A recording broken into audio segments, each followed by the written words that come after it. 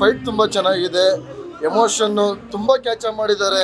ಮೊದಲೇ ತಾಂತ್ರಿಕ ಬ್ರಹ್ಮ ಅಂತ ದಿನಕರ್ ಸರ್ಗೆ ಯಾವುದನ್ನು ಏನು ಜನಗಳಿಗೇನು ಕೊಡಬೇಕು ಅಂತ ಹೇಳ್ಕೊಂಡು ಕೊಡೋವಂಥದ್ದೇನಿಲ್ಲ. ತುಂಬ ಚೆನ್ನಾಗಿ ರೀಚ್ ಮಾಡಿದ್ದಾರೆ. ತುಂಬ ಒಳ್ಳೆ ಭವಿಷ್ಯ ಇದೆ. ಇವತ್ತು ಸ್ವಲ್ಪ ಪಬ್ಲಿಸಿಟಿ ಕಮ್ಮಿ ಆಗಿರ್ಬೋದು. ಏನು ನೋಡಿದ್ದಾರೆ ಅವರು 100 ಜನ ಕೇಳ್ತಾರೆ. ಮುಂದಕ್ಕೆ ಹೌಸ್ಫುಲ್ ಖಂಡಿತ ಚೆನ್ನಾಗಿ ಓಡುತ್ತೆ. ಎಲ್ಲ ಮೀಡಿಯಾದವ್ರು ಇದ್ದೀರಾ, ಒಂದೇ ಒಂದು ಬಕೆಟ್ ಮೀಡಿಯಾ ದಯವಿಟ್ಟು ಇದನ್ನ ಮೂವಿ ಹೆಸರು ಕೆಡಿಸ್ತಾ ಇದೆ. ದಯವಿಟ್ಟು ಅದನ್ನು ತಿದ್ಕೊಳ್ಳಿ. ಡಿ ಬಾಸ್ ಅಭಿಮಾನಿಯಾಗಿ ಹೇಳ್ತಾ ಇದ್ದೀನಿ, ಅವ್ರ ವಿಚಾರಗಳನ್ನ ಇಲ್ಲಿವರೆಗೂ ನೀನು ಫಾಲೋ ಮಾತಾಡಿದ ಸಾಕು. ನೆನ್ನೆಯಿಂದ ನೋಡ್ತಾ ಇದ್ದೀವಿ. ಯಶ್ ಅವ್ರ ಫ್ಯಾನ್ಗಳು ದಯವಿಟ್ಟು ಯಾರು ಬೇಜಾರು ಮಾಡ್ಕೋಬೇಡಿ. ಯಶ್ ಅವರು ಟ್ಯಾಂಕ್ ಕೊಡೋಕೆ ತೆಗ್ದಿರೋ ಸಿನಿಮಾ ಅಲ್ಲ ಇದು ದಿನಕರ್ ಅವರು ಅವರ ಒಂದು ಡೈರೆಕ್ಷನ್ಗೆ ಅವರೊಂದು ಹೆಸರಿಗೆ ಮಾಡಿರೋಂಥ ಸಿನಿಮಾ. ಯಾವುದೇ ಒಬ್ಬ ಹೀರೋಗೆ ಟ್ಯಾಂಕ್ ಕೊಡೋ ಅಂಥದ್ದಲ್ಲ.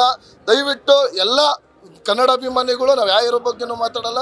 ಸಿನಿಮಾ ತುಂಬ ಚೆನ್ನಾಗಿದೆ, ಒಳ್ಳೆ ಅರಿವು ಮೂಡಿಸುವಂಥ ಒಂದು ಸಿನಿಮಾ.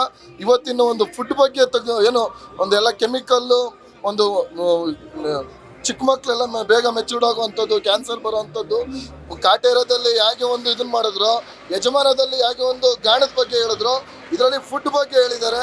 ದಯವಿಟ್ಟು ಎಲ್ಲ ಸಿನಿಮಾ ನೋಡಿ, ಸಿನಿಮಾ ಗೆಲ್ಲಿಸಿ ಥಿಯೇಟ್ರಿಗೆ ಬಂದು ಸಿನಿಮಾ ನೋಡಿ. ಜೈ ಡಿ ಬಾಸ್.